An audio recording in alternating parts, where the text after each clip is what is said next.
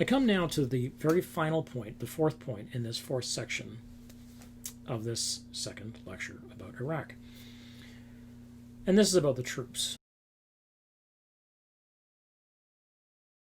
And where in Vietnam the American public had become so exhausted by the war and ultimately disgusted by what they saw the war was. And remember, this is because of the press. So if you can change the way the press deals with it, you can change the way people see it, you can change the way people are prepared to tolerate the war or not. And in World War II, remember, this stuff was just completely hidden. It wasn't that there weren't atrocities or war crimes in World War II. There were plenty. We just didn't talk about them in any way. The ends justify the means is always the argument, basically. We can do whatever we want because we're just, So even if we're not fighting properly, jus in bello, still jus ad bellum. We have a right to go to war. Right? Okay. Ultimately, many demonstrators and anti-war groups demonized the soldiers who fought in Vietnam. And this was one of the problems that people had, was that the Vietnam veterans, when they came home, were treated badly. They were considered by many to be war criminals, which might have been true, but it was the overall response to take 18-year-old, 19-year-old, 20-year-old men, young men, and say to them, you are guilty of committing atrocities against humanity. It's like, well, okay, well, hold on a second. How do we expect that to work? Like, how is that going to pay off for us? But people were so enraged by the war that they decided, that anybody fighting the war had to be guilty and complicit. And obviously, it's not as simple as that. But so there was this huge problem. So the Vietnam veterans bore the brunt of a great deal of attacks when they got back. And late in the 60s and the early 70s, when Vietnam veterans got back, they were often taken aside and told to take off their uniforms right away. I mean, people met them at the airports and gave them a change of clothes so that they didn't look like Vietnam veterans. It was suggested to them by their friends, usually, especially by other veterans, not to talk about Vietnam unless they knew who they were around.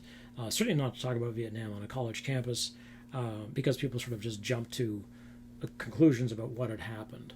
The public often branded the Vietnam veterans as baby killers, for instance, one of the things that was said to them, and so on. From 1991 onward, it's a complex issue, and we can talk about it. From 1991 onward, there was a collective decision in America that the troops would never again bear the brunt of the attack.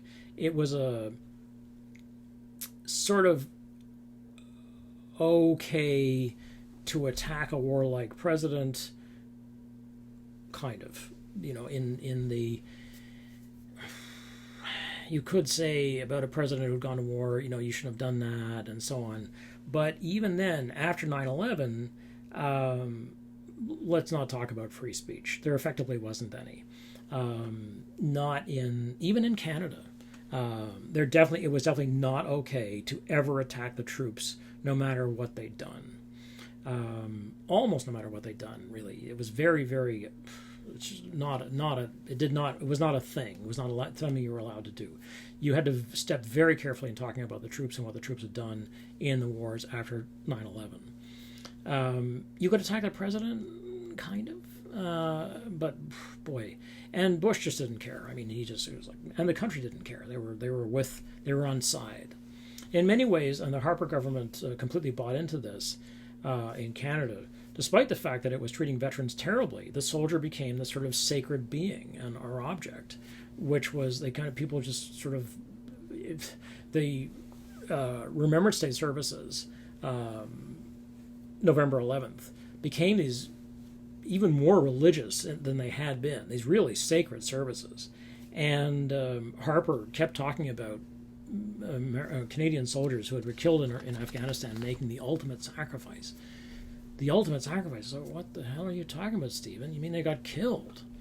So you're telling me that some kid who's 18 who decided that, there was no employment in New Brunswick, in his town in New Brunswick, decided to go and join the military, got sent to Afghanistan and was killed in a truck bomb, that he made the ultimate sacrifice?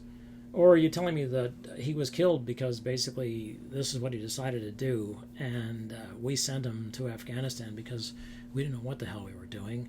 And why did he get killed? Show us the benefit of it now. Like, let's see it. Let's see now. Why did these people make this ultimate sacrifice about which you're so fond? And that's how the right-wing government in Canada dealt with this. And it was just, well, it was loathsome. It was completely morally bankrupt. Just, as long basically it was fine for them to be sacrificed, as long as it wasn't us. Basically, as long as it wasn't people who were like Harper didn't send his kids. He wasn't going to send. It's the same old business. The people who, as Dick Cheney. Yeah, was it Dick Cheney? Yeah, Dick Cheney said he took 5 draft affirm. 5. Pardon me. He took 5. So this Dick Cheney, the vice president, who was enormously warlike. I mean, he wanted a war, and he got these 2 wars. As I say, a very, very dangerous individual. So Dick Cheney took 5 draft affirmatives during Vietnam. And when people went to him and said, you want these 2 wars in Iraq and Afghanistan, how come you didn't go to war in Vietnam? He said, I had other priorities. It's like, okay, well, I'm pretty sure the people who got killed in Iraq and Afghanistan, soldiers and civilians alike, had other priorities too, buddy. Later for that.